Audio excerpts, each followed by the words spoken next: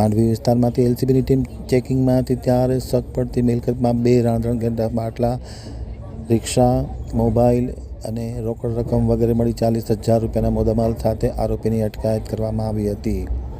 હવે જોઈએ માંડવી આમતક ન્યૂઝ બ્યુરોનો એક વિસ્તૃત અહેવાલ. માંડવી પોલીસ સ્ટેશન વિસ્તારમાં આધાર પુરાવા વગરના રાંધણગેસના બાટલા, પાણીની ઇલેક્ટ્રિક મોટર સાથે એક આરોપીને એલસીબીની ટીમે પકડી પાડેલ હતા. પકડાયેલા આરોપીનું નામ અનીશ અય્યુબ ભોલમ, ઉંમર વર્ષ 26, રહેવાસી ધાસુરા ચોક, સલાયા, તાલુકો માંડવીવાળાને પકડી પાડવામાં આવ્યો છે. તેમના કબજામાં હતી પેસેન્જર રિક્ષા, રાંધણગેસના 2 બાટલા, પાણીની મોટર અને મોબાઈલ ફોન એમ કુલ મળીને 40,000 રૂપિયાનો મુદ્દામાલ કબજે કરેલ છે. જ્યારે આ બાટલા તેમને અવેશ સોઢા, રહેવાસી સલાયા, તાલુકો માંડવી, ઓસમાણ જામ, રહેવાસી સલાયા, તાલુકો માંડવીવાળા પાસે લીધો હોય. આથી એલસીબીએ આ બંને આરોપીને પકડી પાડવા માટે તપાસ હાથ ધરી છે. સમગ્ર કાર્યવાહી એલસીબીના પોલીસ ઇન્સ્પેક્ટર જેઠી અને સબ ઇન્સ્પેક્ટર જાદવની સૂચનાથી મુરાદભાઈ ગઢવી અને તેની ટીમ દ્વારા કરવામાં આવી હતી.